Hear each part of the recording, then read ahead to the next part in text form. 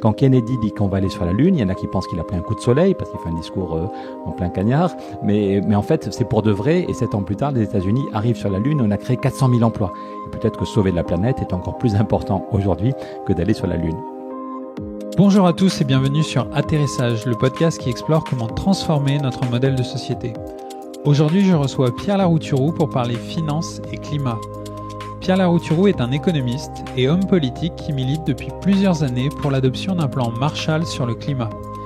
D'abord chez Europe Écologie Les Verts en 2009, puis à travers le collectif Roosevelt qu'il cofonde en 2012, ensuite au Parti Socialiste, où il dépose une motion lors du congrès de Toulouse la même année, et enfin via Nouvelle Donne, un parti qu'il lance en 2013 sur la base du programme du collectif Roosevelt. Plus que les partis, ce sont donc les idées qui constituent le fil conducteur chez Pierre. Or, si on l'associe beaucoup à la réduction du temps de travail, il prône depuis longtemps la semaine de 4 jours comme levier pour réduire le chômage, c'est sur le climat qu'il a décidé de consacrer tous ses efforts. Depuis l'année dernière, Pierre milite avec le climatologue Jean Jouzel pour que l'Europe adopte d'ici 2020 un plan de financement massif pour la transition écologique. Dans cet épisode, j'ai donc voulu m'entretenir avec lui afin de comprendre son pacte finance-climat, les verrous auxquels il se heurte actuellement et sa stratégie pour les dépasser. Comme d'habitude, si cet épisode vous plaît, n'hésitez pas à le partager autour de vous et à suivre Atterrissage sur YouTube ou votre plateforme de podcast préférée. Merci à tous et bonne écoute. Bonjour Pierre Larouturou. Bonjour. Récemment, vous avez lancé, tu as lancé, bon on se tutoie. On peut se tutoyer entre militants. Récemment tu as lancé avec le climatologue Jean Jouzel une initiative pour que l'Europe et même l'ensemble des citoyens européens adoptent d'ici 2019-2020 un pacte que tu appelles le pacte finance-climat. Alors ma première question est assez simple. Est-ce que tu pourrais me dire en quoi consiste ce pacte et quels sont ses objectifs ? Notre objectif est que l'Europe prouve qu'un autre modèle de société est possible, que contrairement à ce que dit Donald Trump est sorti des accords de Paris en disant que ces histoires de réchauffement, on ne sait pas si c'est vrai ou si c'est une invention des Chinois, premier point. Et deuxièmement, que si c'était vrai, le fait de lutter contre le réchauffement amènerait à un recul social et à des destructions d'emplois. Et nous pensons que sur ces 2 points, Donald Trump, comme sur d'autres points, mais que Donald Trump se trompe gravement et que on voit bien c'est pas par des négociations internationales qu'on va le faire bouger. La seule chose, c'est qu'il faut que l'Europe, non pas dans un colloque, non pas dans des bouquins, mais que sur un vrai territoire avec 500 millions d'habitants, on fasse la preuve que notre modèle est possible et qu'on peut très bien, vivre heureux, tout en divisant par 4 notre production de gaz à effet de serre, ou en arrivant à la neutralité carbone. L'objectif, c'est en 2050, c'est un chiffre facile à comprendre, c'est zéro émission, mais ce chiffre très facile à comprendre, 0 émission, qui permettrait de stopper l'aggravation du dérèglement climatique, amène à un autre chiffre, c'est 100%. Ça veut dire que 100% des logements doivent être isolés, que 100% de l'agriculture doit être repensée, que 100% des transports doivent être repensés. Et pour ça, il faut des financements. En gros, on sait ce qu'il faut faire pour isoler les bâtiments publics et privés, les immeubles où on habite, les immeubles où on travaille, les fermes, les usines, les bureaux, les gymnases, les universités. Il faut tout isoler. Il faut des modes de transport beaucoup moins consommateurs d'énergie. Il faut une agriculture qui consomme beaucoup moins d'énergie et qui est capable de stocker le CO2. Tout ça, on sait en gros ce qu'il faut faire. Il y a un effort de recherche encore à faire, mais on sait. Mais il y a besoin de financement. Et le slogan qu'on avait lancé avec Stéphane Hessel il y a 5 ans, je ne sais pas si tu as vu passer ça, on avait lancé avec Stéphane Hessel, avec Michel Rocard, avec Cynthia Fleury, Edgar Morin, et avec le petit-fils de Roosevelt, et avec quelques dizaines de citoyens, le collectif Roosevelt 2012. Et un de nos slogans, c'était « Pour sauver les banques, en 2008, on a mis 1000 milliards sur la table, il faudrait mettre 1000 milliards pour sauver le climat. » Et certains nous disaient « Ouais, vous avez raison », et d'autres disaient « C'est sympa, mais c'est pas sérieux ». La Banque centrale ne voudra jamais ou les Allemands ne voudront pas. La phrase qui tue et qui évite toute réflexion, penser a priori que les Allemands sont tous stupides et réticents au progrès. Et en fait, depuis, il y a un énorme tabou qui est tombé et on montre dans le livre qu'on a fait avec Jean Jouzel, on montre sur le site internet qu'on a lancé que la Banque centrale, la BCE, a créé 2500 milliards. C'est juste colossal. colossale, 2500 milliards, et que les Allemands ont laissé faire.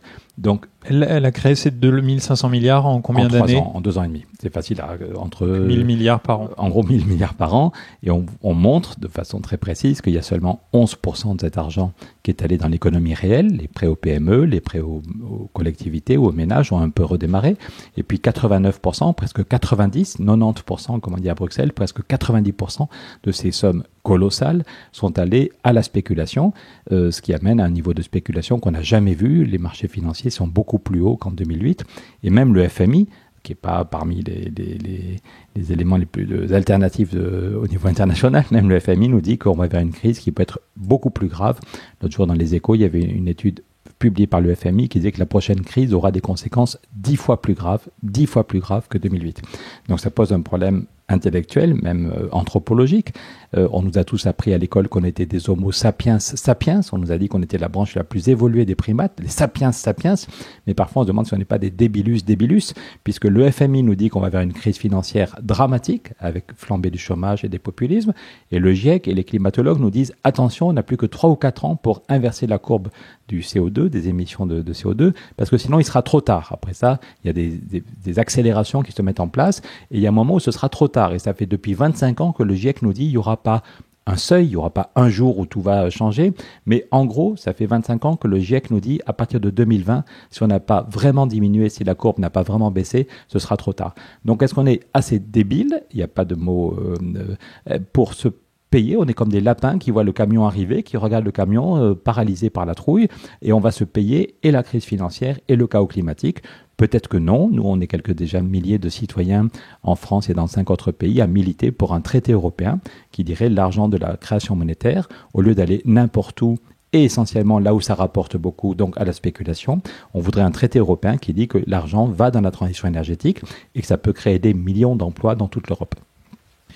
Et alors, je pense que c'est pas mal d'aller dans le détail des choses pour que les gens comprennent bien et pour que justement ça suscite de l'intérêt chez eux. Quand on parle de mécanismes de financement, est-ce que tu pourrais me décrire les mécanismes de financement auxquels vous avez pensé ? Comment ça se passerait très concrètement pour lever cet argent pour qu'il serve pour le climat ?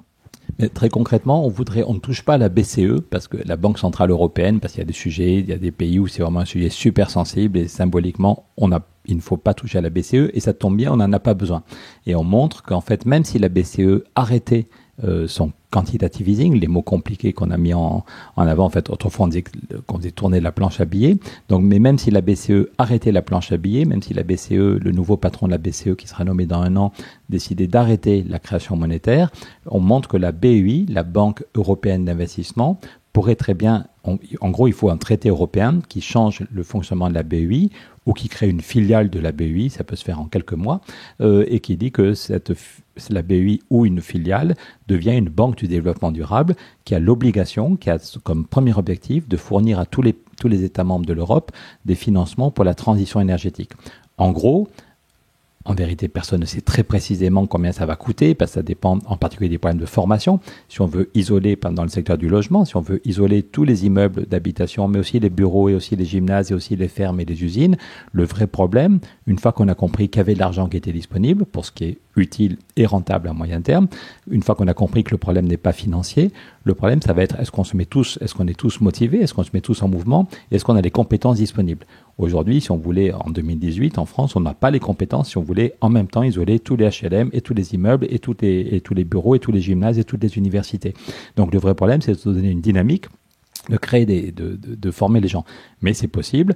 On montre que dans l'histoire de nos pays, on a déjà été capable de réussir ce genre d'énormes chantiers. Par exemple, quand Jules Ferry décide de faire l'école pour tous, on l'oublie, mais ça a d'abord été une demande du peuple. Il y a eu, à l'époque, il n'y avait pas Internet, mais la pétition qui demandait l'école gratuite, laïque et obligatoire pour tous, il y a eu 1 200 000 signatures. On voit des images de l'époque où les gens ont des carrioles remplies de pétitions. Donc à l'époque, c'était pas juste tu cliques et tu envoies à tes copains de Facebook. Les gens allaient malgré la pluie, malgré la distance, ils allaient à l'autre bout du village, ils allaient dans le quartier pour faire signer la pétition. 1 200 000 citoyens qui ont demandé l'école gratuite, laïque et obligatoire. Jules Ferry qui fait passer la loi. Et après ça, c'est un énorme chantier, c'est un énorme bazar. Comme dans tous les villages de France, on trouve trouve une parcelle, on trouve un endroit au milieu du village pour faire l'école des garçons, l'école des filles, la maison des maîtres. On a formé des dizaines de milliers d'instituteurs. Et ça a été, on s'engueule, on est en retard, ça sent le mortier, ça sent la sueur. C'est évidemment plus compliqué que ce qu'on avait pensé à l'Assemblée nationale. Mais globalement, en 20 ans ou 25 ans, on a été capable de faire des écoles dans tout ce pays. Alors que le pays était beaucoup moins riche qu'aujourd'hui. Donc, aucun de nous n'est capable de dire très précisément tout ce qu'il faut leur faire, mais on sait qu'on a la preuve que c'est faisable. Il y a déjà des paysans qui ont d'autres pratiques agricoles, qui font des bons produits avec moins de produits chimiques, donc c'est meilleur pour la santé des paysans et la santé des consommateurs, c'est meilleur pour la terre, pour l'humus, c'est meilleur pour la planète, et on sait qu'il faut accélérer, et qu'on sait que pendant quelques années, c'est un peu moins rentable, d'où le besoin d'aide financière. De même, les gens de la Fondation Abbé Pierre ou d'autres experts savent ce qu'il faut faire en matière de logement. Les problèmes ne sont pas les mêmes dans un HLM construit un peu trop vite, dans un immeuble en pierre de taille, dans un gymnase ou dans une université, mais il y a des gens qui ont le métier, et si on leur donne des financements, et si on leur dit, dans 20 ans, vous avez 20 ans pour isoler tous les bâtiments publics et privés, ça peut se faire. Donc l'argent de la BEI, un traité européen dirait chaque pays a un droit de tirage de 2% du PIB. La France aurait chaque année 45 milliards. On saurait que chaque année, pendant 20 ans ou 30 ans, la France a 45 milliards qui sont fléchés uniquement sur la transition, l'efficacité énergétique et les énergies renouvelables. C'est la première partie de notre projet. Il y a une deuxième partie, c'est un budget propre. De même qu'il y a un budget pour l'éducation, il y a un budget pour la santé, il y a un budget pour la défense. On veut qu'il y ait un budget pour le climat au niveau européen. Et ce serait une nouveauté.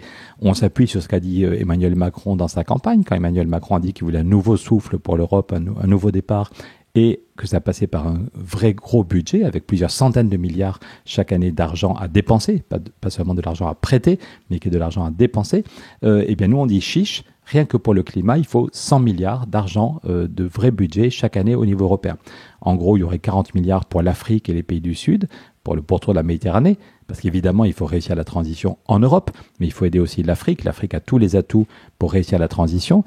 Ici, en matière de production d'énergie, ici, c'est la biomasse, ici, c'est l'éolien, ici, c'est le photovoltaïque, mais l'Afrique a tout ce qu'il faut, mais il faut des investissements.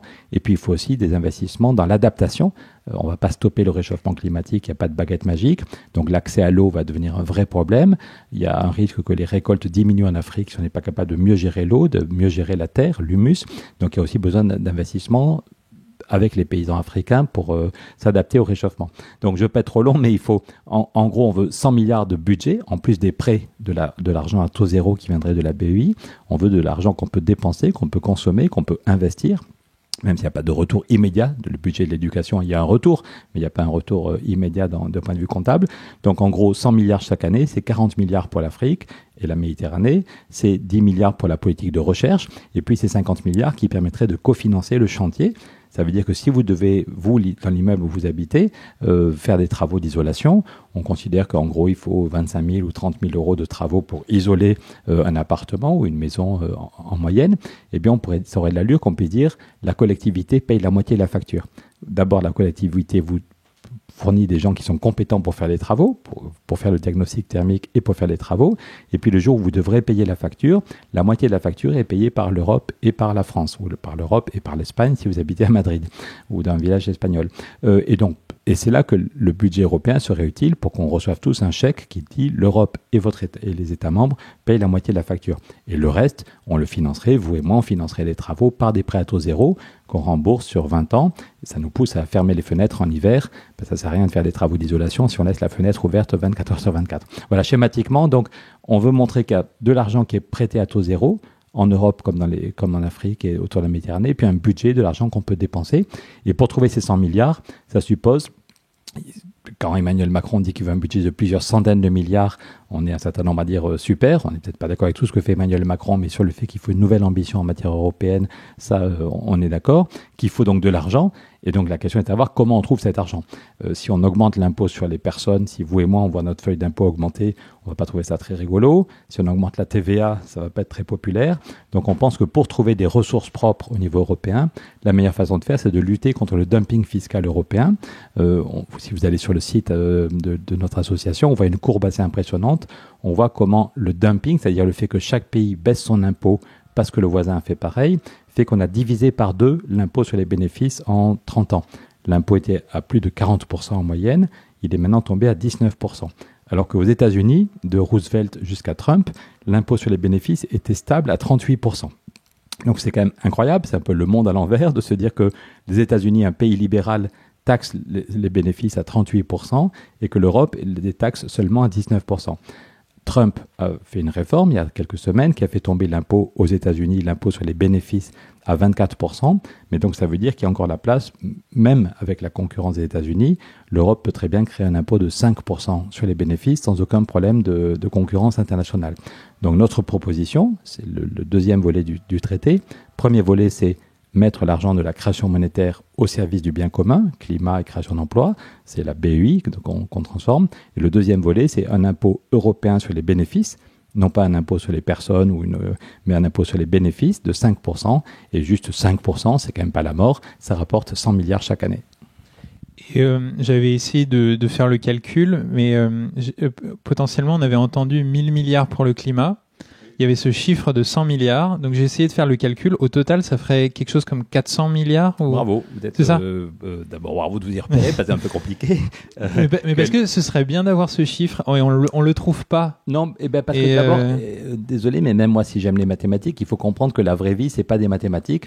Et donc, en fait, l'essentiel, c'est de créer une dynamique. Là, on est juste 2 dans ce bureau pour faire cette interview. Si on est juste 2 à y croire, ça va pas marcher. Bien sûr. Donc, le but, c'est que vraiment, que des millions de gens se disent, OK, la question du climat, c'est pas juste Nicolas Hulot, les écolos, Jean Jouzel et la Routiroux, mais que ça nous concerne tous. Et c'est pour ça aussi qu'on faudrait un traité européen adopté par référendum. Ça aurait de l'allure que la même semaine, l'année prochaine, peut-être, si on est bon, si on arrive à convaincre les chefs d'État, mais que tous les citoyens d'Europe, en France comme au Portugal ou en Pologne, la même semaine, on puisse voter, ou le même dimanche, on puisse voter pour un nouveau traité qui donnerait ces financements pour sauver le climat. Donc, l'essentiel, c'est créer la dynamique. Puis le deuxième problème, si on a compris que c'est grave et qu'en fait, il n'y a pas de problème de financement, c'est les compétences disponibles. Comment sur tous nos territoires, à Paris, à Grenoble, mais aussi dans mon petit village des Pyrénées, on a des gens compétents pour faire les travaux d'isolation. Comment est-ce qu'on arrive à changer nos transports, ce qui est encore plus compliqué que Donc, et du coup, le chiffre, on a pris comme ordre de grandeur qu'il faudrait 2% du PIB. On s'est inspiré des travaux de Nicolas Stern, qui est un grand économiste anglais, qui dit qu'il faut 2% du PIB. Mais en fait, pour être honnête, ça veut rien dire. Parce qu'aujourd'hui, en 2018, même si la France avait 45 milliards qui tombaient du ciel pour faire des travaux d'isolation, on n'a pas les gens compétents. Donc, par contre, peut-être que si on s'y met tous et que si on a tous compris que c'est vraiment important, peut-être qu'on va arriver à faire mieux et qu'il y a une année, il faudra 3% ou 4% du PIB parce qu'on va vraiment accélérer. Quand Kennedy dit qu'on va aller sur la Lune, il y en a qui pensent qu'il a pris un coup de soleil parce qu'il fait un discours en plein cagnard, mais en fait, c'est pour de vrai et 7 ans plus tard, les États-Unis arrivent sur la Lune et on a créé 400 000 emplois. Et quand Kennedy dit on va aller sur la Lune, personne ne sait précisément le nombre d'emplois qu'il faudra créer pour régler tous les problèmes. Mais ça a créé 400 000 emplois et toute la société était soudée derrière ce rêve. Et peut-être que sauver la planète est encore plus important aujourd'hui que d'aller sur la Lune. Donc, pour répondre à votre chiffre, on n'a pas peur des chiffres, mais en gros, si on prend 2% du PIB pour les prêts à taux zéro, c'est 350 milliards chaque année, en gros 350 milliards au niveau européen, plus 100 milliards d'un vrai budget. Et par ailleurs, il y a des financements privés. Par ailleurs, ça, ce serait des financements publics et semi-publics, parce que l'argent de la BEI, il irait aussi dans des investissements privés. Mais il y a aussi tout ce qu'il faut faire pour des campagnes qui sont lancées par d'autres associations. 0 € d'investissement dans les énergies brunes. Il faut complètement arrêter, stopper les investissements dans les énergies fossiles. Or, hélas, y compris la BEI, parfois continue à le faire, ou des entreprises françaises qui font des très bonnes choses sur le territoire français, mais qui, dans d'autres pays, continuent à financer des centrales au charbon. Donc, il faut stopper ces financements et tourner les financements privés vers l'efficacité énergétique et les énergies renouvelables. Donc, du coup, si on regarde l'ensemble du panorama, personne n'est capable de dire exactement ce qui est nécessaire. La Cour des comptes européenne a sorti un rapport qui dit qu'il faut 1115 milliards chaque année, 1115 milliards. Je trouve que le chiffre est trop précis, il faut être un peu modeste, personne ne sait à 1 milliard près combien ça va coûter, mais ça donne un ordre de grandeur, financement privé et public au total, si on veut rattraper le temps perdu depuis 30 ans, si on veut éviter une catastrophe. Le but est que l'Europe, je reviens à la stratégie, le but est que l'Europe décide de ce sursaut très vite, aide l'Afrique et la Méditerranée financière, qu'il y ait des échanges de savoir-faire et qu'on aide financièrement. Et que du coup, celui ou celle qui va remplacer Trump dans 3 ans se dira on a été bien couillon de ne pas faire pareil, ça crée des emplois, ça nous permet de sortir de la dépendance au pétrole et au gaz, ça permet d'améliorer notre vie, d'avoir un meilleur bien-être, d'avoir des aliments qui sont meilleurs pour la santé. Donc le but est de faire la preuve sur un grand territoire et de donner envie aux autres continents de faire pareil, chacun à sa façon. Et le mécanisme donc, qui est en jeu, c'est d'un côté, il y a de l'argent qui va être prélevé sur l'activité économique, qui va pouvoir être dépensé via un budget européen. Pas sur l'activité économique, justement. Sur les... On se rend compte qu'il y a de plus en plus, dans les bénéfices qui sont faits, qu'il y a de plus en plus de bénéfices et que la part des bénéfices qui ne va pas dans l'économie, mais qui va sur les marchés financiers est de plus en plus importante. Les dividendes, la part des bénéfices non réinvestis, ça mériterait d'être détaillé, est de plus en plus importante. Et le FMI dit que c'est d'ailleurs pour ça qu'il y a besoin de plus en plus de dettes. Ce qu'on montre aussi, c'est que notre planète risque une crise de la dette. J'ai parlé de la spéculation tout à l'heure, mais il y a deux problèmes. Quand le FMI dit qu'on va vers une crise plus grave que 2008, c'est qu'il y a deux problèmes. Le niveau de spéculation n'a jamais été aussi important et le niveau de dette privée et dette publique sur tous les continents n'a jamais été aussi important. Et le FMI explique que si on est drogué à la dette, si on a besoin de toujours plus de dettes pour de moins en moins de croissance, c'est parce qu'il y a une énorme fuite. C'est comme un malade, vous devez mettre une perfusion de sang en permanence, mais pourquoi est-ce qu'il a besoin de litres et de litres de sang? C'est qu'il a une hémorragie interne. Et l'hémorragie, dans notre économie, c'est la part des bénéfices qui ne sont pas réinvestis et qui vont schématiquement aux 1% les plus riches via les dividendes. Donc quand on veut un impôt européen de 5% sur les bénéfices, c'est pour financer des créations d'emplois et c'est en gros prendre 5% sur ce qui va non plus aller dans l'économie, mais aller sur les marchés financiers.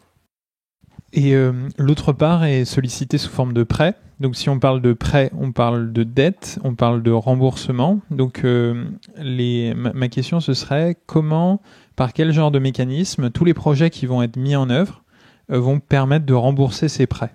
C'est qu'on va réellement faire des économies sur nos dépenses d'énergie. C'est-à-dire que le jour, je voyais près de Grenoble quelqu'un qui disait qu'il avait fait des travaux dans sa maison et qu'il aurait été content d'avoir le financement qu'on propose et qu'il faisait 800 € ou 1000 € d'économies chaque année sur ses dépenses de chauffage. C'est très concret. Il me dit, je peux te montrer les factures. On fait au moins 1000 € d'économies sur nos dépenses. Donc, du coup, si on fait chacun de nous, ça dépend si on est dans un immeuble ou dans une maison individuelle, si on est bien, comment on est chauffé, si on est dans une passoire thermique ou dans une maison déjà correctement isolée. Donc, il n'y a pas de chiffre. Je ne peux pas vous promettre que vous allez faire 1000 € ou toi, tu vas faire exactement 1000 € chaque année d'économie. Mais globalement, on peut montrer que effectivement, si on a une isolation efficace, on pourra aérer. Le matin, on a tous envie d'avoir un peu d'air frais. Il ne s'agit pas d'être claquemuré 24 heures sur 24. Mais après ça, si on a un usage intelligent de notre habitat ou de notre bureau ou de l'usine, on va faire des économies sur nos dépenses de chauffage et nos dépenses d'énergie. Donc du coup, on pourra rembourser avec ces économies. La moitié des travaux aura été payée par la collectivité. Quand on aura fini les travaux et qu'il faudra les payer, on recevra un chèque de l'Europe et des États membres qui diront voilà, la moitié de la facture, c'est la collectivité qui la paye. Et l'autre moitié, on la paye par des prêts à taux zéro qu'on rembourse sur 20 ans. Et on s'y retrouve, sauf si on laisse les fenêtres ouvertes pendant tout l'hiver. Et donc ça, c'est au niveau des agents qui vont faire les travaux, au niveau microéconomique. Et en général... il y a aussi les collectivités qui vont mettre de l'argent ou l'État qui va mettre de l'argent donc, et qui va bénéficier des prêts et qui va reprêter derrière pour financer. Cet État, lui, en général, pour se rembourser, il planche sur un truc, c'est la croissance économique. Et ma question, c'est pensez-vous que l'ensemble de ces projets va générer la croissance économique qui permettra à l'État de se rembourser?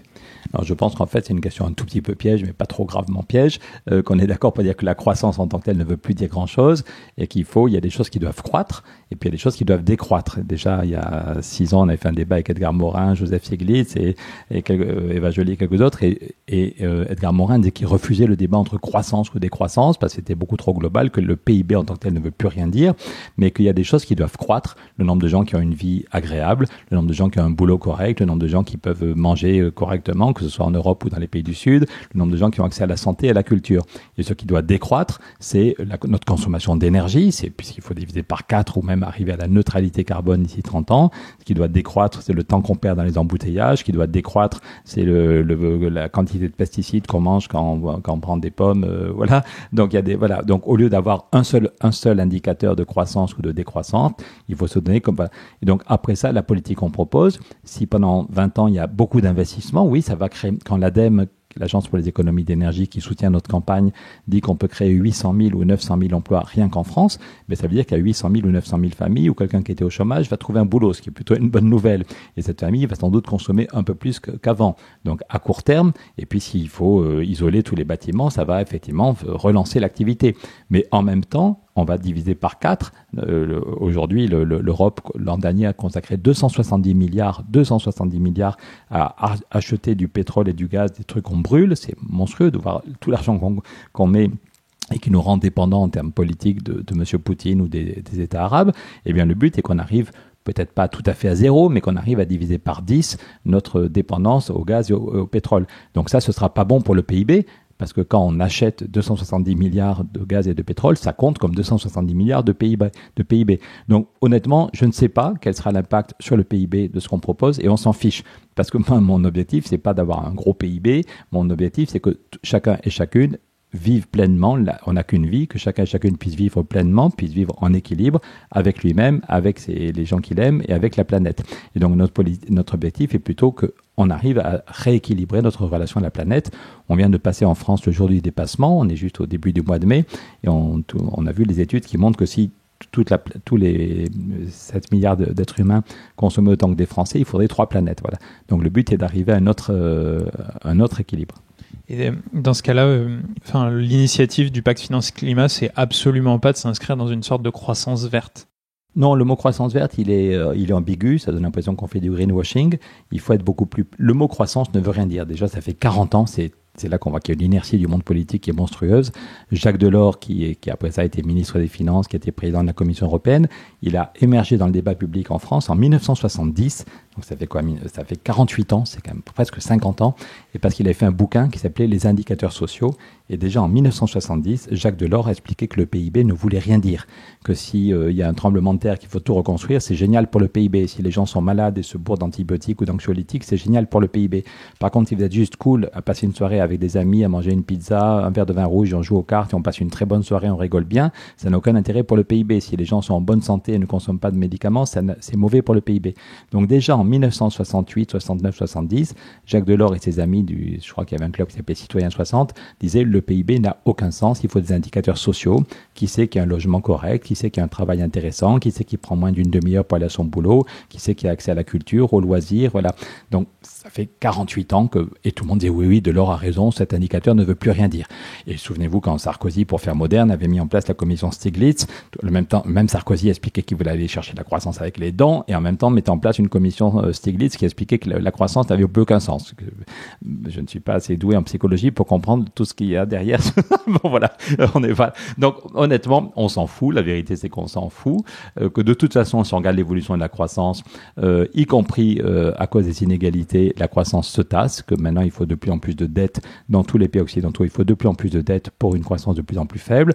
Là, l'an dernier, on a fait cocorico parce que la croissance était un peu plus forte en zone euro, parce que le pétrole était quasiment gratuit, les taux d'intérêt étaient quasiment à zéro, que les exportations étaient boostées par tout ça. Donc, on a été, tout le monde était super excité parce qu'on avait une croissance à 2% ou à 2,1%. Mais la dernière fois que les astres, c'était, comme on dit, les économistes disent que les astres s'alignent quand le pétrole est quasiment gratuit, quand les taux d'intérêt sont à zéro, quand les exportations sont boostées. La dernière fois qu'il y avait eu ces astres alignés, c'était quand Michel Rocard était à Matignon en 88. C'est pas à cause de Rocard, c'est parce que les astres au niveau, enfin les facteurs, et la croissance était à 4,5. Donc on voit aujourd'hui qu'on fait cocorico, on est tout excité parce qu'on a eu une année de croissance à 2%, alors que la dernière fois qu'il y avait le même contexte macroéconomique, la croissance était 2 fois plus importante. Donc on voit bien, y compris à cause de l'injustice sociale, que quand il y a des millions d'hommes et de femmes en France ou en Europe qui n'ont pas de quoi vivre dignement, et que par contre les 1% les plus riches ne savent plus quoi faire de leur argent, que y compris le FMI dit que le niveau d'inégalité aujourd'hui plombe la croissance. C'est une des raisons majeures. La croissance n'est pas souhaitable en tant que telle. La croissance ne fait pas le bonheur des gens. La croissance en tant que telle est un indicateur qui ne veut rien dire. La croissance en tant que telle ne fait pas le bonheur des gens. La croissance en tant que telle, même quand on en a un peu plus, ne donne pas le plein emploi. Et la croissance, si c'est consommer toujours plus d'énergie, nous fout en l'air la planète. Donc pour toutes ces raisons, je pense qu'on devrait, moi quand j'étais en classe prépa, si on donnait des chiffres, nos résultats dans les épreuves de physique, si on nous mettait un chiffre trop précis, le prof nous mettait une petite sanction en disant attention, vous oubliez qu'on est dans la vie réelle. Voilà. Et je pense qu'il faudrait donner une sanction à une sanction symbolique à tous les hommes politiques qui continuent à nous dire la croissance, votez pour moi et la croissance reviendra. Voilà, ça n'est pas sérieux en 2018, ça n'est pas sérieux, ça n'est pas raisonnable de continuer à miser sur la croissance. Et en fait, si je te pose cette question, c'est parce que alors nous on a le recul pour se dire qu'il y a peut-être quelque chose qui va mal avec la croissance et qu'il faudrait peut-être passer à autre chose. Mais tes interlocuteurs, les gens à la Commission européenne, les gens qui vont prendre les pouvoirs de décision ou qui vont être à un moment tes interlocuteurs, ben eux, ils ont cette, on va dire, cette conception en tête et ils vont avoir cette dimension. Tiens, est-ce que le projet qu'on me propose va ou pas, on va dire, stimuler de la croissance, générer de la croissance, ou au contraire, tiens, est-ce qu'il va avoir tendance à me créer des difficultés par rapport à ce projet-là. En petit comité, ils sont quand même moins bêtes que tu le laisses supposer. C'est-à-dire qu'ils mettent dans leur discours par facilité, parce que tous, on a des éléments de langage, on a tous des tics, toi comme moi sans doute, mais donc ils mettent la croissance quand ils savent pas quoi dire, la croissance. Mais en fait, en petit comité, ils sont pas stupides, ils voient bien que ça n'est pas en tant que tel un objectif. Voilà. Par contre, leur dire que le projet qu'on porte peut créer en France, d'après les chiffres de l'ADEME, c'est pas nous qui dit, l'ADEME qui dit qu'on peut créer 900 000 emplois, et même si c'était juste 700 000, donc l'argument de création d'emplois, nous on le met quand on fait du plaidoyer, comme beaucoup d'associations, on va à l'Élysée, on va à Matignon, on va à Bruxelles, voilà, on fait du plaidoyer pour essayer de convaincre les dirigeants. Si on veut un traité européen, il faut que Merkel et Macron soient OK, parce que c'est pas eux seuls qui vont faire bouger les choses, c'est aux citoyens de décider et de pousser. Mais si Merkel et Macron sont complètement hostiles, ça va être compliqué d'avoir un traité dans les 2 ans qui viennent. Donc on fait ce travail de plaidoyer et on met en avant l'insuffisance de la croissance. J'arrive avec ma courbe, la courbe qui montre l'évolution de la croissance depuis 50 ans et dans les années à venir. Voilà, j'arrive avec la courbe qui montre qu'on va sans doute vers une crise financière. Je ne sais pas si c'est dans 3 mois ou dans 2 ans, mais je montre. J'étais l'autre jour à l'Assemblée devant 15 députés de la République En Marche. Je leur dis, a priori, vous ne pourrez pas finir votre mandat sans une énorme crise financière. Et ce serait peut-être mieux si on lance des créations d'emplois sur la question du climat qui ne dépendent pas de la croissance. Donc tout ça, ils le comprennent. Mais en tant que tel, la plupart de nos dirigeants politiques en petit comité ne parlent pas de croissance. Voilà, ils le mettent dans leur grand discours quand ils sont à la tribune parce que leur speechwriter, le gars ou la fille qui a fait leur discours leur a mis le mot croissance parce qu'ils ne savaient pas quoi dire, donc ils répètent les éléments de discours, mais en petit comité, ils ont bien conscience que la croissance ne réglera rien. Donc les retours que tu as concrètement, les gens sont enthousiastes, enfin, dans le détail, quel genre d'interlocuteur tu rencontres et si c'est pas ultra secret. Non, mais on a dit qu'on ne trahirait pas le secret des discussions. On a déjà été reçu 6 fois à l'Élysée, donc avec Jean Jouzel ou avec Miguel Moratinos, l'ancien numéro 2 espagnol. On a déjà été reçu plusieurs fois, donc ce qui veut dire sans doute qu'ils sont intéressés. On ne va pas trahir le secret des discussions, mais c'est tous des personnes qui ont des agendas très remplis, donc ils ne nous recevraient pas s'ils pensaient que le projet était débile. On a été reçu au Quai d'Orsay aussi plusieurs fois. Il y a d'autres rendez-vous qui sont prévus dans les prochaines semaines. Donc on voit qu'il y a un intérêt, on voit qu'ils commencent à comprendre que tout ce qu'on propose est sérieux. Et là, fin avril, j'avais un débat à Bruxelles, au siège de la BEI, avec quelqu'un de la BCE, et on voit qu'il n'y avait aucune objection, et que même à titre personnel, on voit des gens qui sont des hauts fonctionnaires européens qui, à titre personnel, veulent nous aider, ce qui... pour rédiger le traité, parce qu'on va rédiger le traité pour montrer que c'est ce qu'on propose est sérieux. Maintenant, le problème, c'est est-ce qu'il y a un ou une des responsables politiques qui le reprennent vraiment comme leur bébé. Quand Jean Monnet voulait mettre ensemble le charbon et l'acier de l'Allemagne et de la France pour être sûr qu'il n'y aurait jamais de guerre, et ben Schuman, au bout d'une semaine, a dit voilà, ça c'est mon projet. Et Schuman l'a pris et il en parle à Adenauer, et en 15 jours, un truc énorme, totalement révolutionnaire, et c'est fait. Ça fait 50 ans qu'on se tapait dessus, la France et l'Allemagne, qu'on se faisait la guerre, qu'il y avait des millions de morts, des millions de familles foutues en l'air, et à chaque fois on prenait le charbon et l'acier du concurrent pour être sûr de lui taper dessus encore plus fortement la fois suivante. Et en 15 jours, Schuman et Adenauer ont pris une décision révolutionnaire pour être sûr de plus jamais se faire la guerre. On va mettre ensemble le charbon et l'acier. Ça s'est fait en 15 jours et 8 mois plus tard, le traité était rédigé et signé. Donc, mais c'est parce que des politiques avaient compris. Donc là, notre souci, c'est il y a une inertie des politiques. Il y a chaque jour des nouvelles urgences. Aujourd'hui, c'est Donald Trump qui décide de sortir de l'accord avec l'Iran. Le lendemain, c'est la Corée. Bon, donc il y a plein d'urgences. Il y a la SNCF, voilà. Donc notre souci, c'est ils ont compris maintenant en France, on n'a pas encore vu ce qui se passe en Allemagne, on a pris du retard dans le plaidoyer en Allemagne, mais en France, les dirigeants ont compris que notre projet était sérieux, mais ils n'en font pas une de leurs priorités. Ils ont plein d'urgences, ils ont des journées crevantes, ils dorment très peu de temps, non mais par Mons et par vous, c'est pas pour leur trouver des excuses, mais c'est pour dire que nous, les citoyens, on doit décider de ce qu'on veut. Le mur de Berlin, on reprend, j'étais très ami avec Stéphane Hessel, et Stéphane Hessel soutenait notre projet, et sa fille Anne Hessel est avec nous, et Stéphane disait, on a connu le mur de Berlin et la fin du mur de Berlin, on a connu l'apartheid et la fin de l'apartheid. Et à chaque fois, ce sont les citoyens qui l'ont décidé. Si on avait attendu que les grands chefs politiques le décident, on serait encore avec l'apartheid et avec le mur de Berlin. Donc c'est vraiment à nous, c'est pour ça que je suis heureux que tu me donnes la parole aujourd'hui. Mais il faut que chacun de nous se dise, voyons, est-ce que c'est pas la peine de critiquer Merkel et Macron, mais si moi je me mets pas en mouvement, et cette année est fondamentale puisque c'est en décembre 2018 qu'on doit décider où va l'Europe, s'il y a ou pas des nouveaux traités. Merkel et Macron ont conscience que les choses vont pas bien, et Merkel et Macron ont dit, il faut un débat citoyen. Jusqu'à la fin octobre, dans tous les pays d'Europe, il y a un débat citoyen, et c'est en novembre et en décembre que les chefs d'État diront quelles sont les leçons qu'ils tirent. Et est-ce que donc tu n'as pas encore trouvé ton Robert Schuman? Non. T'as pas de piste encore non, le but, pourrait représenter Macron, ça. mais le but, c'est que Merkel, Macron, le Premier ministre des Pays-Bas, c'est intéressant de voir, si je parle des Pays-Bas, c'est que les Pays-Bas sont un des pays les plus hostiles aux propositions de la France en ce moment pour la réforme de la zone euro, parce que ce qui est mis sur la table, c'est des choses qui concernent l'union bancaire ou la zone euro un peu... voilà, en tout cas, il y a 9 pays qui disent non, et en particulier les Pays-Bas. Or, les Pays-Bas, c'est le pays où la question du climat domine maintenant vraiment le débat politique. Et d'ailleurs, dans les 12 plus grandes villes des Pays-Bas, ce sont les écolos qui viennent de gagner. Le prochain maire d'Amsterdam, et on va bientôt faire un débat à Amsterdam, est un écolo. Donc nous, ce qu'on explique à l'équipe d'Emmanuel Macron, c'est qu'on va vers un échec. Il n'y aura aucun renouveau de l'Europe si on en reste aux propositions assez techniques, sans doute utiles, mais techniques qui sont sur la table. Et que par contre, si on mettait un traité qui fait que l'Europe se met au service du climat et du bien-être commun, là, ça se trouve, les Pays-Bas seraient le meilleur allié de notre projet. Est-ce que c'est l'équipe de Macron que tu as rencontré ou d'autres gens que tu as rencontrés, donc d'un côté, ils voient tout l'intérêt du projet et de l'autre, est-ce qu'ils émettent des réserves? Est-ce que tu identifies les points qui, chez eux, pourraient les bloquer d'aller vers toi? Au début, c'était sur la BCE. Au début, ils pensaient qu'on voulait changer le statut de la BCE. D'ailleurs, Nicolas Hulot, on a fait une grande journée de débat le 15 mars à l'UNESCO, avec des gens très différents, aussi bien Laurence Parisot du MEDEF que le patron de tous les syndicats européens. Laurence Parisot et Rudy Deleuve ne sont pas d'accord en matière sociale, ne sont pas d'accord sur le temps de travail, par exemple, mais ils sont d'accord pour agir ensemble pour obtenir un traité sur le climat, pour porter le projet qu'on met en avant. Et Nicolas Hulot est venu faire la conclusion, et il m'a raconté comment l'Élysée et Matignon avaient passé l'après-midi à relire son discours en disant « Fais gaffe, ne va pas trop loin », et quelqu'un m'a expliqué qu'ils avaient peur que Mario Draghi appelle en disant « Vous déconnez les gars, vous voulez toucher à la BCE ». Donc on dit très très clairement partout maintenant, c'est pour ça que je l'ai dit clairement tout à l'heure, on ne touche pas à la BCE, mais par contre on modifie la BEI, de même qu'il y a 20 ans ou 25 ans, il y avait eu la BERD qui avait été créée, Jacques Attali avait été le patron de la BERD qu'on avait créée pour aider les pays ex-soviétiques dans leur transition. Et donc voilà, donc au début il y avait l'inquiétude, oh là là, vous voulez toucher, parce qu'on explique. Pour ouvrir l'imagination, on dit que la BCE a créé 2500 milliards.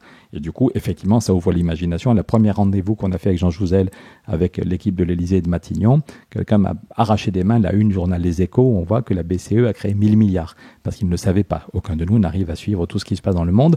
Mais c'était intéressant de voir comment un des responsables qu'on avait devant nous dans cette réunion commune Élysée-Matignon découvrait le fait que la BCE avait créé 1000, puis au total 2500 milliards. Donc pour ouvrir l'imagination, on passe par le fait que la BCE a créé 2500 milliards. Mais on ne touche pas à la BCE, et on dit même que si la BCE stoppait sa politique de création monétaire, si elle arrêtait, si le prochain patron de la BCE, sera sans doute un Allemand, stoppe la création monétaire, on peut quand même, en changeant les statuts de la BEI. Voilà. Donc il y avait ça au début, il y avait le fait, est-ce que créer un impôt sur les bénéfices, c'est une idée très populaire.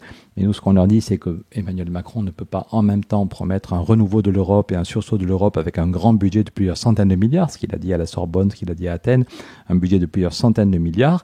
Une fois qu'on a dit ça, il faut dire comment on trouve l'argent. Et que créer un impôt sur les bénéfices, sachant que le taux d'impôt sur les bénéfices a beaucoup baissé, qu'il est tombé à 19%, est sans doute la meilleure façon de faire. Donc, au bout de quelques minutes, je ne vais pas trahir le secret des discussions, mais on voit que ça peut bouger, et puis qu'on peut réfléchir à un plan B, si on n'a pas cet impôt-là, comment on peut trouver des ressources propres ou donner un meilleur budget à l'Europe. Mais le vrai sujet, c'est, encore une fois, est-ce qu'on est des millions à se mettre en mouvement? Hier, on a créé une association avec Jean Jouzel et d'autres uniquement pour obtenir ce traité. Et on a des groupes qui sont créés dans 32 ou 33 départements. Et hier, des amis me disaient à Clermont-Ferrand qu'ils avaient passé une après-midi sur un marché et ils avaient eu 450 signatures. Alors qu'on n'a pas encore d'outils. Là, on va faire cette semaine des 4 pages, des documents à distribuer. Mais donc, si chacun de nous se dit, OK, ça m'intéresse, et pendant l'année est fondamentale. C'est en 2018 ou plus tard, en mars 2019, que ça doit se décider. Donc chacun de nous, s'il est intéressé par ces questions de climat, pourrait se dire, je m'engage. D'ailleurs, c'est pas pour rien si on a Alternativa avec nous, si on a les Amis de la Terre, si on a les maires ruraux, si on a France Nature Environnement, c'est qu'ils sont d'accord avec notre projet et qu'ils sont d'accord pour dire que les mois qui viennent sont fondamentaux. Et moi, j'aurais une question dans le côté, on va dire, des réserves. C'est est-ce que, par exemple, le fait que l'État va recevoir... Enfin, tu parles de la France reçoit 45 milliards de prêts à taux zéro chaque année. Est-ce qu'il n'y a pas après cette notion de « Oh, mais on est déjà endetté, on a un déficit de 70 milliards » C'est pas que pour des dépenses publiques, pardon. Quand on dit que la France aura 45 milliards chaque année, c'est aussi pour aider toi, si je sais pas dans quel immeuble tu habites, mais moi j'habite dans un immeuble avec ma petite famille pas loin de la Bastille.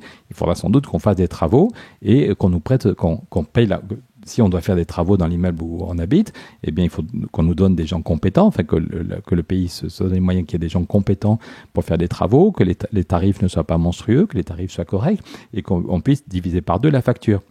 Après ça, le reste de la facture, ce sera moi, à mon compte. Moi, j'ai mon compte au crédit coopératif. Et donc, le crédit coopératif me dira, Monsieur Larouturou, vous avez droit à un prêt à taux zéro. Vous avez fait des travaux. Et donc, quand vous devrez payer, vous allez avoir un chèque de l'Europe et de la France qui paye la moitié des travaux. Mais vous aurez aussi un prêt à taux zéro que vous allez rembourser sur 20 ans. Donc, c'est pas que pour des dépenses publiques. Et puis après ça, les dépenses publiques ne sont pas un truc malpropre. Voilà, si on veut effectivement que tous les gymnases, que toutes les universités, que tous les hôpitaux, que toutes les mairies, que toutes les écoles soient isolés, on va pas, il y en a marre aussi de dire que tout ce qui est public c'est nul et que le privé va sauver le monde. Je pense que sur des sujets comme ça, il faut agir en même temps dans le privé et dans le public. Donc on dit qu'il y aura 45 milliards en France de prêts à taux zéro à la louche. Encore une fois, on s'inspire des chiffres de Nicolas Stern qui donnent un ordre de grandeur, mais ça dépend d'abord et avant tout de la dynamique qu'on va créer et de savoir si on règle ou pas les problèmes de compétences, les problèmes de formation. Et après ça, c'est 45 milliards. La première année, ce sera moins et peut-être qu'après ça, ce sera plus. C'est pour de l'investissement public et privé. Ce n'est pas des dépenses bêtes, ce sont des investissements privés et publics. C'est juste pour se mettre dans les pieds un peu des autres, parce que c'est pas, toi comme moi, on raisonne pas du tout comme ça, mais... On est moins bêtes, nous. Hein. Voilà. On peut le dire, on est... je sais pas, moins bêtes, on n'a pas la même vision. Ouais. Et, mais ce serait ce côté...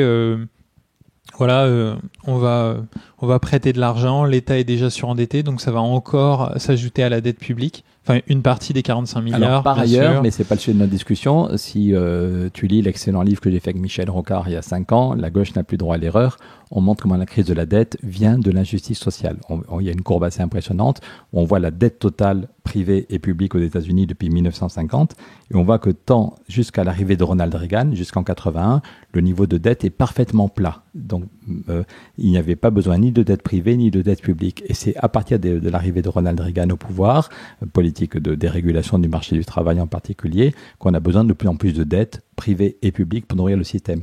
Mais ça veut dire, et pourquoi il y a eu ces 30 années de prospérité assez bien partagé. Il ne s'agit pas d'idéaliser les 30 glorieuses. Il y avait déjà des problèmes de surconsommation et on abîmait l'environnement. Mais globalement, du point de vue économique et financier, il y a eu 30 années sans aucune crise financière, avec une prospérité assez forte et assez bien partagée.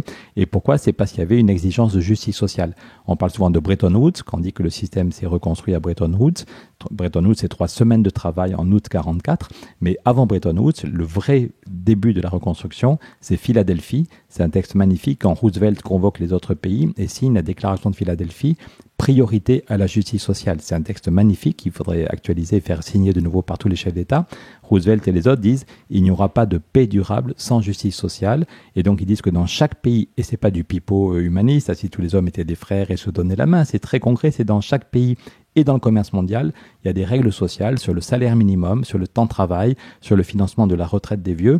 Et ces règles n'ont pas empêché la concurrence et l'innovation, mais il y avait une concurrence par en haut. Parce que dans chaque pays et dans le commerce mondial, on respectait des règles sociales.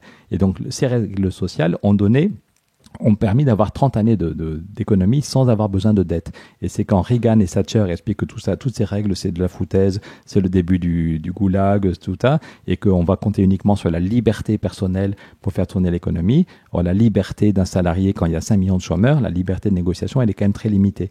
Et donc, on voit que les gens, la peur du chômage est dans toutes les têtes, que dans tous les pays, ce qui va au salaire diminue, et que c'est pour ça qu'on a besoin de droguer l'économie à la dette.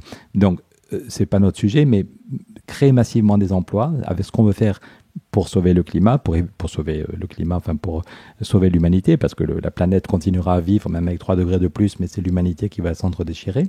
Ça va créer des emplois et ça va sans doute une des meilleures façons d'éviter de renforcer la solidité de l'économie pour limiter les dégâts d'une crise financière. Et souvent, quand on pousse un projet, quand on pousse un projet de société, quand on pousse un projet global au niveau politique, dans un projet, il y a souvent des gagnants, mais il y a aussi des perdants, il y a des contreparties. Et pour, on va dire, avoir le bon rapport de force politique, il s'agit d'identifier, tiens, quels sont les perdants qui vont me mettre des bâtons dans les roues, quelles sont les contreparties que les gens ne sont pas prêts à accepter et comment, disons, atténuer leurs craintes. Et toi, dans ce projet-là, voilà, quels sont les perdants qui vont te mettre des bâtons dans les roues et quelles sont les contreparties? On a la chance d'avoir beaucoup de gagnants.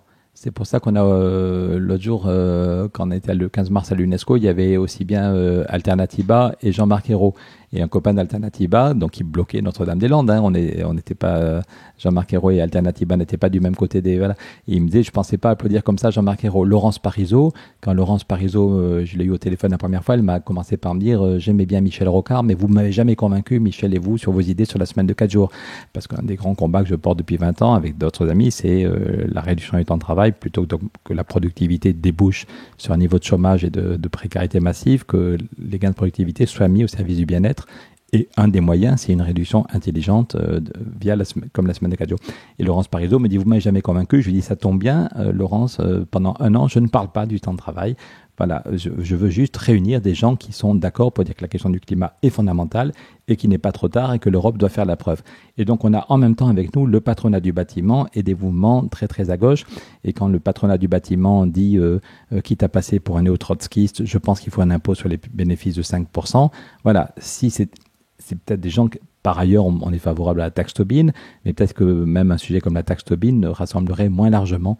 À une demi-heure d'intervalle, je reçois un mail du Vatican, là, parce que le pape François est très, qu'on soit croyant ou pas croyant, chrétien ou pas chrétien, beaucoup de gens ont approuvé ce qu'a écrit le pape François sur la sauvegarde de la planète, dans Laudato Si, et le pape François veut continuer à travailler là-dessus, et en même temps, le Grand Orient de France, les francs-maçons, qui m'invitent pour un grand débat. Donc c'est rare qu'on ait en même temps, comme on dit dans la résistance, ceux qui croient au ciel et ceux qui n'y croient pas. Ils étaient ensemble dans la résistance contre les nazis, mais sinon parfois ils se divisent.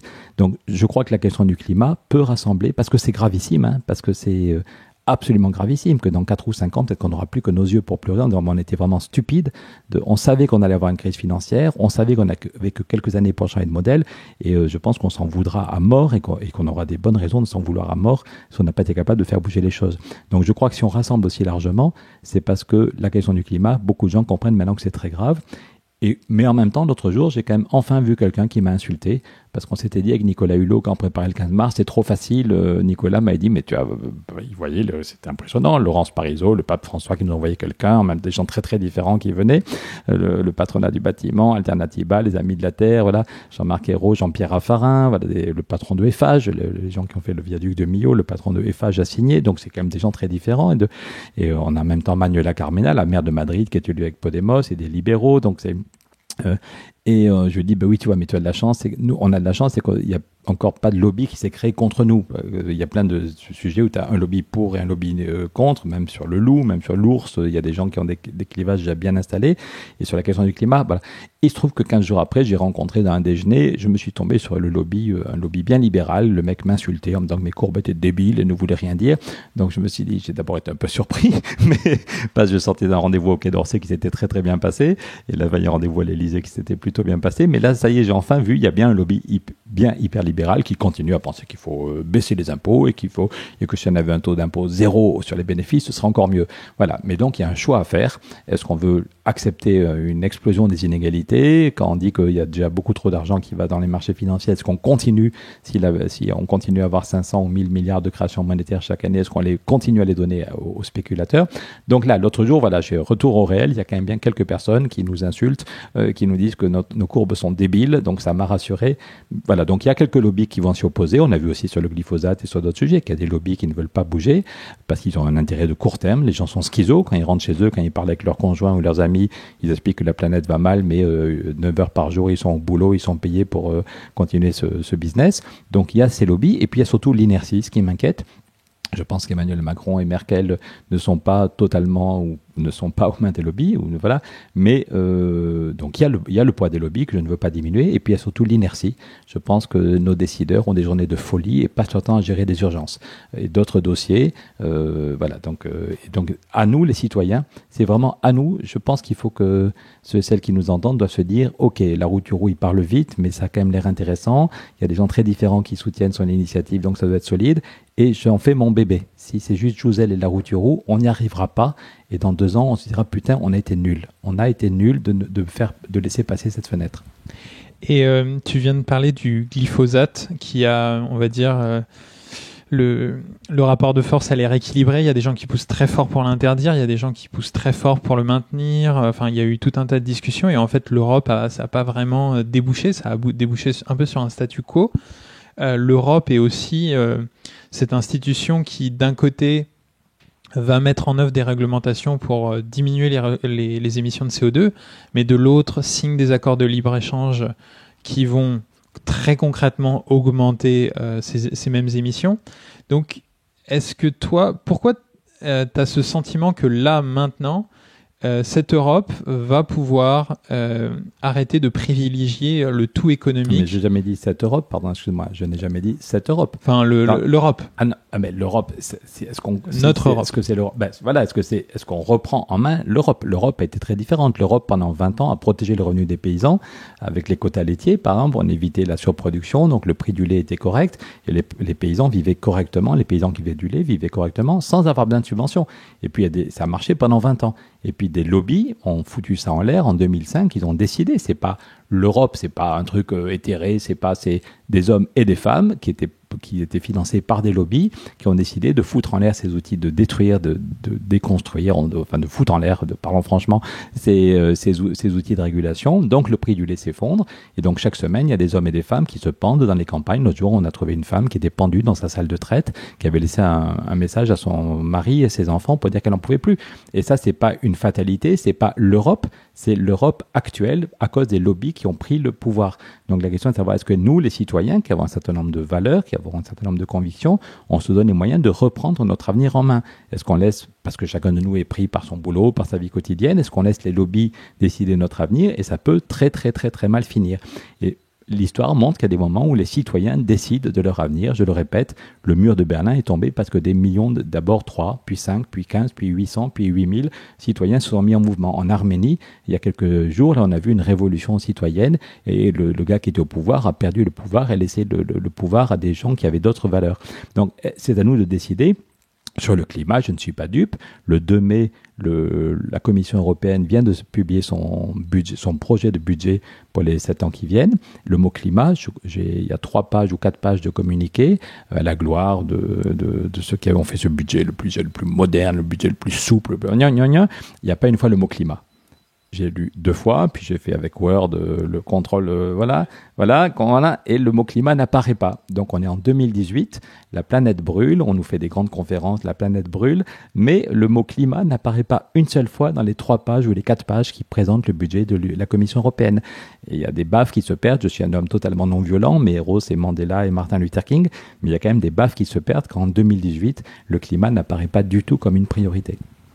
Et à ce moment-là, ça veut dire il faut créer le rapport de force. Donc c'est pour ça que tu Il faut de se mobiliser. Voilà, il faut que tous les députés aux 4 coins du pays, donc notre objectif, nous, c'est qu'Emmanuel Macron, qu'Angela Merkel, que M. Rajoy, que le prochain président du Conseil italien, si un jour l'Italie arrive à avoir un nouveau gouvernement, disent, on serait stupide de refuser ce projet. C'est pas nous qu'on a eu l'idée, ce sont des citoyens qui ont travaillé, mais on le reprend.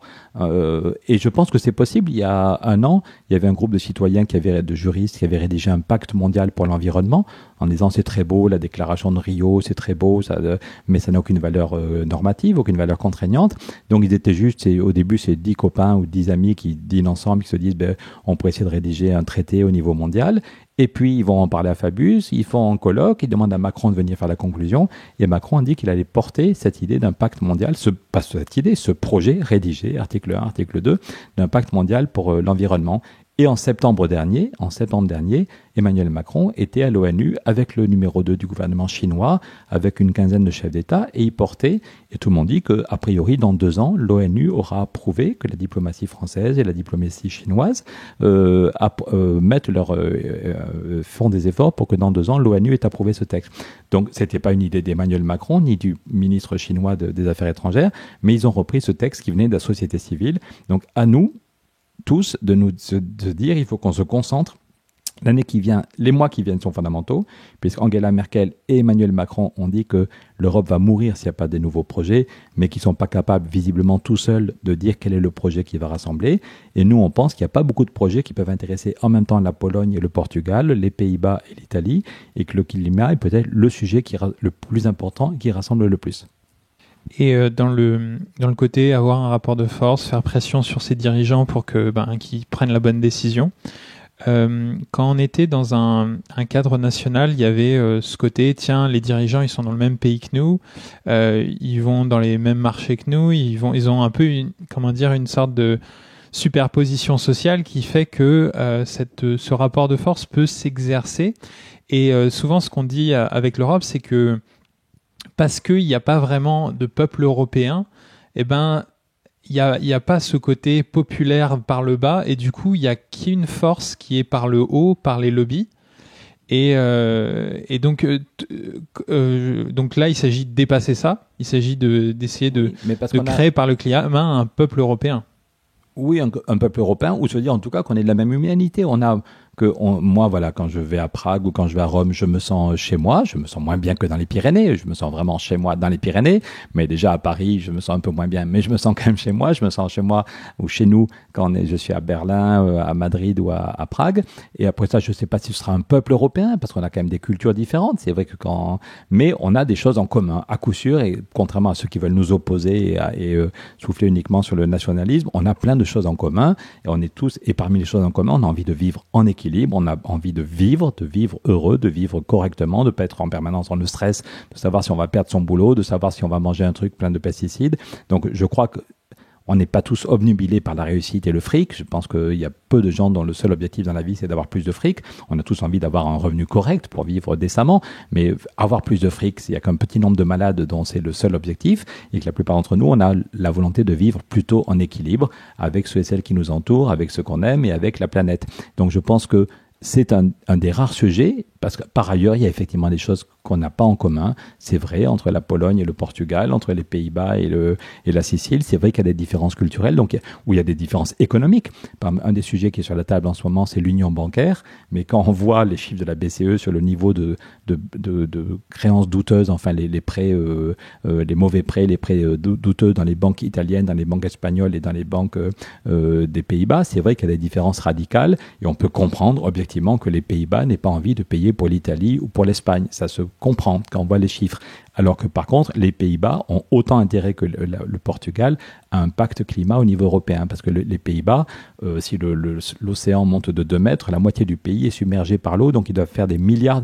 Ils ont vraiment intérêt à ce qu'on arrête le dérèglement climatique et qu'on les aide pour financer les digues, parce que de toute façon, on ne va pas stopper le dérèglement immédiatement. Donc l'océan va quand même monter, et donc les Pays-Bas ont un énorme problème pour financer leur transition et leur adaptation.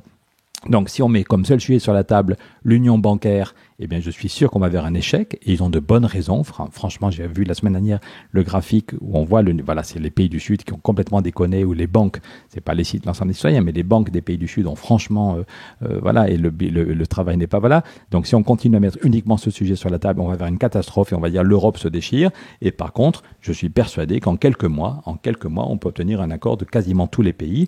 Et même si on n'a pas tous les pays, on peut avancer à 12 ou 14 ou 15. Dans des interviews passées, quand on t'interrogeait dans le cadre de Nouvelle Donne, pas dans le cadre là maintenant du pacte finance-climat, parce que déjà il y a quelques années, ça fait assez longtemps que tu j'ai tendance à rabâcher. J'ai tendance à rabâcher quand ça me paraît important. La fidélité aux idées, la fidélité aux projets, c'est hyper important. J'assume. Et ben il y a des moments où on t'interrogeait sur le fait, mais comment convaincre l'Europe? Et dans convaincre, il y a un moment de comment pousser l'Europe, comment limite forcer l'Europe à mettre en place une politique climat, et donc comment faire un bras de fer. Et là, tu parlais de remettre en place la politique de la chaise vide ou de menacer de retirer la contribution au budget européen.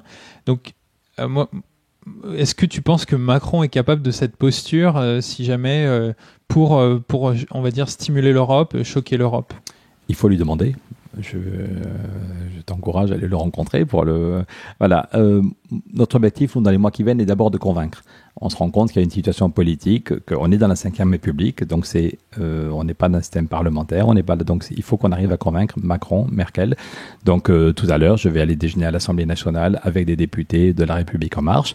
Je ne suis pas d'accord avec tout ce que fait La République En Marche, mais je m'interdis tous les commentaires sur d'autres sujets. Mon seul but cette année, c'est parfois frustrant parce que comme la plupart des citoyens, j'ai aussi des idées sur d'autres sujets, mais je me dis qu'il faut rassembler le camp progressiste, que la question du climat est archi fondamentale en Europe, mais encore plus dans les pays du Sud. Que je voyais une étude qui dit que les récoltes vont reculer de moins de 40% en Afrique.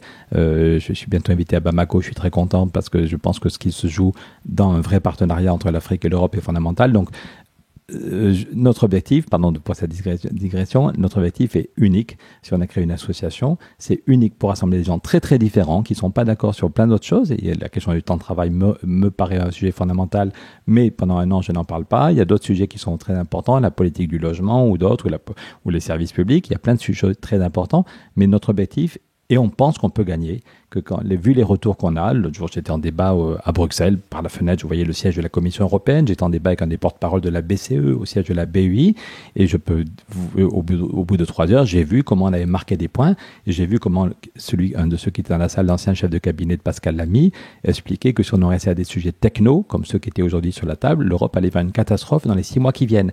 Et tous, même les plus techno, les porte-parole de la BCE, de la BEI, qui étaient tous là en costume, cravate, au nom de la BCE ou de la BEI, tous faisaient oui de la tête. On va vers une catastrophe si on en reste à des sujets techno, et l'Europe a besoin d'un grand projet qui parle aux gens, qui parle à l'âme, à la conscience des gens. Je pense que ça va être peut-être la dernière question, et en termes de dernière question, peut-être quelque chose qui n'est pas totalement aligné avec le pacte finance-climat, mais un peu une question de politique fiction. Moi personnellement, devant les blocages qui arrivent souvent à un niveau européen, parfois je me pose la question, mais si on poussait un petit peu plus loin cette idée du contexte de désobéissance avec l'Europe, et si on se disait, tiens, pour mettre en place des initiatives, il faut montrer l'exemple, il faut le faire en premier, et c'est que là on arrivera à entraîner les autres. Est-ce que toi tu as déjà pensé à ce genre de choses, et est-ce que tu penses que c'est quelque chose du domaine du faisable de se dire, tiens, on va formaliser un plan Marshall climat pour la France, et dans un contexte de désobéissance avec l'Europe, parce que forcément ça implique peut-être ne pas respecter certains traités de libre-échange, ne pas respecter un certain nombre de libéralisations de marchés publics, etc. etc. Est-ce que tu as déjà discuter avec des gens de ça, réfléchir là-dessus? Non, pas bien. Là, depuis quelques mois, on est vraiment dans l'optique qu'on peut gagner. On a beaucoup travaillé, il y a des gens très différents qui nous ont aidés. Le livre qu'on a fait avec Jean Jouzel est préfacé par Nicolas Hulot, mais il est postfacé par Philippe Mechtat. Philippe Mechtat était parce qu'il est mort en décembre, mais il savait qu'il avait une maladie, des poumons qui le condamnaient, mais même une semaine avant de mourir, encore à nous aider pour que notre argumentaire soit le plus complet possible. Il a été le patron de la Banque européenne d'investissement pendant 12 ans. Il a été le ministre des Finances qui a mis de l'ordre dans les finances de la Belgique. Donc c'était un très très grand monsieur. Et des millions de Belges de droite et de gauche étaient très émus quand Philippe est parti. Et donc notre projet est assez solide. Et je répète qu'on a en même temps Laurence Parisot et les syndicats, qu'en même temps Jean-Marc Ayrault et Jean-Pierre Raffarin et les gens qui bloquaient Notre-Dame-des-Landes, qu'en même temps un porte-parole du pape François et le Grand Orient, les francs-maçons. Donc je pense qu'on peut rassembler. Je pense que Merkel et Macron, peut-être que la question du climat ne les empêche pas de dormir, honnêtement, mais je pense qu'ils comprennent que la question du climat est fondamentale et qu'ils ont besoin d'un succès sur les questions européennes. Donc pour toutes ces raisons, là je mets plutôt 120% de mon énergie avec d'autres. On a créé une association, dans le bureau à côté il y a un permanent comme moi, il y a des stagiaires qui viennent nous donner, il y a plus de 30 départements en France où il y a des groupes qui se créent, d'autres pays où on est en train de faire pareil. On est à 100% ou à 120% dans l'idée qu'on peut gagner parce que c'est ça quand même le mieux. Et après ça, si dans 8 mois, si dans 1 an on n'a pas gagné, peut-être qu'on se dira soit on a été complètement mauvais, il faut arrêter ce métier parce qu'on est trop nul, soit on se dira il y a vraiment des lobbies, il y a des blocages et il faut réfléchir à un plan B. Mais notre objectif est d'abord de parler au grand public. L'autre jour à Rennes, il y avait 450 personnes et beaucoup de gens découvraient le sujet, découvraient à quel point c'était grave et découvraient aussi les solutions. Et derrière, ils demandaient comment ils pouvaient s'impliquer. Et donc, voilà, notre objectif, d'abord, avant de réfléchir à un plan B ou un plan C ou un plan Z, c'est de réussir le plan A. Et alors, s'il y a des gens qui écoutent ce podcast et qui ont envie de s'impliquer... On sait jamais, ça peut arriver. Non, bien sûr. Non, mais il y en aura. Vers qu'est-ce que tu as envie de leur dire? Il faut aller sur le site. Je crois qu'on n'a pas encore donné l'adresse du site. C'est www.climat-2020.eu. Climat-2020.eu, 2020 parce qu'on veut que le traité s'applique en 2020 et EU parce que c'est le début de l'Europe. Écoutez, d'abord signez l'appel, il faut qu'on soit le maximum à signer l'appel et puis chacun de nous peut participer à un groupe. Là, ça y est, sur les rotatives, ce matin, il y a un 4 pages qui va être tiré pour que les gens puissent donner un argumentaire, soit à leurs copains, soit au bureau, soit à les tracter. Il y a des groupes qui, à les tracter dans un festival, à les tracter quand c'est, il y a plein de festivals aux 4 coins du pays cet été, il y a plein d'occasions de donner. Donc, et puis, c'est en octobre qu'on va taper fort. Octobre, novembre, décembre vont être 3 mois fondamentaux. Tout ce qu'on fait en ce moment, on voudrait convaincre un maximum de députés, de leaders d'opinion, de chefs d'entreprise, de gens très différents. Mais c'est pour le moment où il faut être très, très visible. C'est en octobre, novembre, décembre. Parce qu'en octobre, la première semaine d'octobre, il y a le rapport spécial du GIEC qui va sortir sur les 1,5 degrés. Puis il y aura le rapport de l'ONU, le rapport sur le climat. Puis il y aura la COP24. Il y aura eu le sommet avec M. Bloomberg et M. Macron. Il y aura d'autres événements qui se préparent au niveau international. Mais donc, là, aujourd'hui, on parle plus de la SNCF, on fait cet entretien à la mi-mai, on parle beaucoup plus de la SNCF ou des manifs que du climat, mais on pense que l'été va passer, il y aura sans doute, hélas, des canicules ou des ouragans, et que, à cause du rapport du GIEC, à cause du rapport de l'ONU, à cause de la COP24, l'automne, et puis c'est la fin du débat sur l'Europe. Emmanuel Macron et Angela Merkel ont dit que fin octobre, ou début novembre, ils vont faire la conclusion du débat sur l'Europe et que c'est en décembre, le sommet des chefs d'État de décembre à Bruxelles qui va décider s'il y a ou pas des nouveaux traités. Donc pour toutes ces raisons, on veut être incontournable. On va sortir un petit livre. Je parlais de Stéphane Hessel tout à l'heure. Stéphane était un grand ami et il soutenait ce projet. Et l'éditrice de Stéphane Hessel, vous savez, le Indignez-vous, on va faire un petit bouquin avec Anne Hessel, la fille de Stéphane est avec nous. Donc avec Anne Hessel, Jean Jouzel et puis Manuela Carmena de Madrid et d'autres amis de différents pays. On va faire un petit bouquin très punchy, très facile à 5 €, pas trop cher, qu'on pourra distribuer partout. Ce sera quoi le titre ? On ne sait pas encore, ce sera peut-être Réveillez-vous, on ne sait pas encore, on ne sait pas. Mais Stéphane nous manque, mais on essaye de reprendre le flambeau, de parler à l'intelligence, parler à la conscience et montrer que le changement est possible. Merci Pierre Larouturou. Merci et bienvenue à tous ceux et celles qui veulent s'engager. Il faut vraiment qu'on y arrive et il faut qu'on soit le plus nombreux possible. À bientôt. À bientôt. Merci. Merci à tous ceux qui sont arrivés jusqu'ici. C'était Atterrissage avec Pierre Larouturou. Si comme moi vous avez envie de soutenir Pierre dans son initiative, je vous invite à aller sur son site climat-2020.eu et à signer son manifeste. Si vous avez un peu plus de temps, vous pouvez également vous investir dans un groupe local. D'ici la fin de l'année, leurs missions vont croître exponentiellement. Enfin, si cet épisode vous a plu, n'hésitez pas à mettre un pouce sur YouTube ou à le noter 5 étoiles sur votre plateforme de podcast préférée. Apple Podcast sur iPhone ou Podcast Addict sur Android. Sinon, pour ne pas manquer le prochain épisode, n'oubliez pas de vous abonner à Atterrissage sur Facebook, Twitter, ou grâce à la newsletter que vous trouverez dans les commentaires. À bientôt!